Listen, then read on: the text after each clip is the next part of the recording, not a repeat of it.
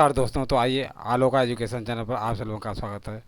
दोस्तों, आज हम लोग जो है कुछ महत्वपूर्ण प्रश्नों को लेकर के आए हैं जो कि परीक्षा की दृष्टि से अति महत्वपूर्ण है। तो ध्यान दीजिए, पहला क्वेश्चन आप लोगों के सामने है।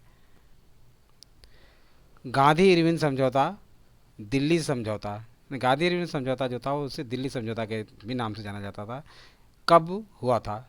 तो ध्यान रखिए दोस्तों, ये 5 मार्च 1931 ईस्वी को गांधी इरविन समझौता, जिसे दिल्ली समझौता के नाम से भी जाना जाता है, 5 मार्च 1931 को हुआ था। गांधी इरविन समझौता में किस आंदोलन का स्थगन किया गया था, या किस आंदोलन का स्थगन किया जाना प्रस्तावित था?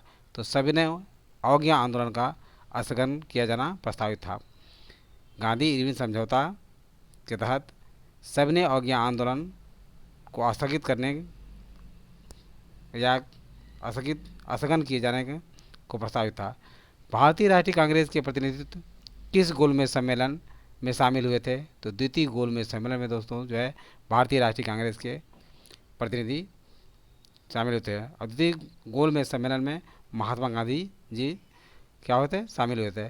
द्वितीय गोलमेज सम्मेलन में भाग लेने के लिए महात्मा गांधी मुंबई से, कहाँ से? मुंबई से लंदन एस राजपूताना नामक जहाज़ से गए थे, और वहाँ ये लंदन में किंग्सले हॉल में ठहरे हुए थे। कहाँ पे? लंदन के प्रश्न ये उठता है कि लंदन के किस हाल में ठहरे हुए थे?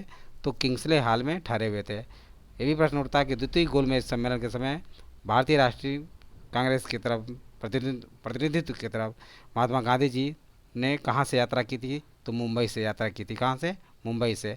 और किस जहाज़ से इन्होंने यात्रा की थी या गए थे? एस राजपूताना नामक जहाज़ से। द्वितीय गोलमेज सम्मेलन में कांग्रेस का प्रतिनिधित्व किसने किया था? तो महात्मा गांधी द्वारा जो है कांग्रेस का प्रतिनिधित्व किया गया था। लंदन में प्रथम गोलमेज सम्मेलन में किस भारतीय नेता ने भाग लिया था? तो मौलाना मोहम्मद अली ने लंदन में प्रथम गोलमेज सम्मेलन जो हुआ था उसमें भाग लिया था। लंदन में संपन्न हुए गोलमेज सम्मेलन में किसने भारतीय ईसाइयों का प्रतिनिधित्व किया था? तो केटी पाल लंदन में संपन्न हुए गोलमेज सम्मेलन में भारतीय ईसाइयों का प्रतिनिधित्व किया था। द्वितीय गोलमेज सम्मेलन के दौरान वेस्टर्न चर्चिल ने गांधी जी को अर्धनग्न फकीर कहा था। प्रश्न ये भी बनता है कि किस गोलमेज सम्मेलन में वेस्टर्न चर्चिल ने गांधी जी को अर्धनग्न फकीर कहा था? तो द्वितीय गोलमेज सम्मेलन में। नेक्स्ट,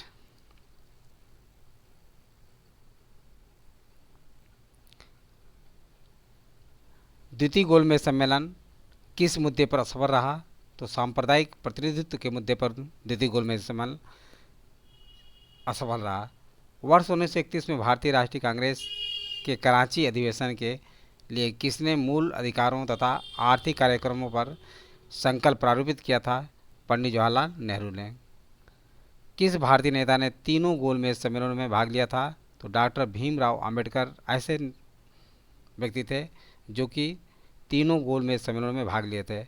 गांधी इरविन समझौता के हस्ताक्षरित होने में तेज बहादुर सप्रू ने महत्वपूर्ण भूमिका निभाई थी। इरविन तथा गांधी को महात्मा किसने कहा था? तो सरोजिनी नायडू द्वारा जो है इरविन तथा गांधी को दो महात्मा कहा गया था। गांधी इरविन समझौता को कांग्रेस के किस अधिवेशन में स्वीकार किया गया? तो कराची अधिवेशन 1931 के कांग्रेस अधिवेशन में गांधी इरविन समझौता को कांग्रेस के किस अधिवेशन में स्वीकार किया गया था? तो कराची अधिवेशन 1931 में स्वीकार किया गया था। प्रथम गोलमेज सम्मेलन 12 नवंबर 1930 से 19 जनवरी 1931 तक चला। द्वितीय गोलमेज सम्मेलन दोस्तों जो है 7 सितंबर 1931 से 1 दिसंबर 1931 तक चला। और तृतीय गोलमेज सम्मेलन 17 नवंबर 1932 से 24 दिसंबर 1932 तक चला। वर्ष 2011 में सूक्ष्म वित्तीय संस्थाएं किस समिति की अनुशंसा पर स्थापित की गई थी? तो YH मालेगांव समिति की अनुशंसा पर सूक्ष्म वित्तीय संस्थाएं स्थापित की गई थी। भारत में बैंकों द्वारा प्राथमिक क्षेत्र ऋण दान से क्या तात्पर्य है? तो कृषि, लघु एवं छोटे उद्यम तथा दुर्बल वर्गों को ऋण देने से है। नेक्स्ट,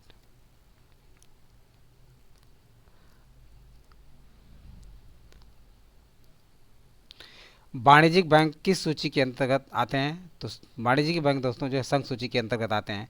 नरसिम्हन समिति का संबंध किससे है? तो बैंकिंग संरचना में सुधारों से संबंधित है। भारत में व्यावसायिक बैंकों द्वारा साख सृजन का नियंत्रण कौन करता है? तो रिजर्व बैंक ऑफ इंडिया दोस्तों जो है भारत में व्यावसायिक बैंकों द्वारा साख सृजन का नियंत्रण करता है। मूल रूप से निजी स्वामित्व वाला भारतीय रिजर्व बैंक भारत सरकार के पूर्ण स्वामित्व में कब आया? तो 1 जनवरी 1949 ईस्वी को आया। सिंपली क्रेडिट कार्ड योजना किस बैंक द्वारा शुरू की गई है? तो भारतीय स्टेट बैंक के द्वारा शुरू की गई है। भारत में प्रथम महिला बैंक की स्थापना कब और कहाँ की गई थी? तो 19 नवंबर 2013 को मुंबई में की गई थी। किसानों तक आसानी से पहुंच के लिए किस बैंक ने किसान क्लब स्थापित किए? तो भारतीय स्टेट बैंक ने किसानों तक आसानी से पहुंच के लिए किसान क्लब की स्थापना किया। भारत में पहला इस्लामिक बैंक का कहाँ स्थापित किया गया है? तो कोच्चि केरल में। कहाँ पे? कोच्चि केरल में स्थापित किया गया है। तो ये सारी बातें आप लोग को समझ में आ गया होगा। यदि वीडियो अच्छा लगा हो तो सब्सक्राइब और लाइक अवश्य करें तथा अपने सगे संबंधी दोस्तों को शेयर करना ना भूलें। थैंक यू दोस्त, नेक्स्ट वीडियो में मिलेंगे।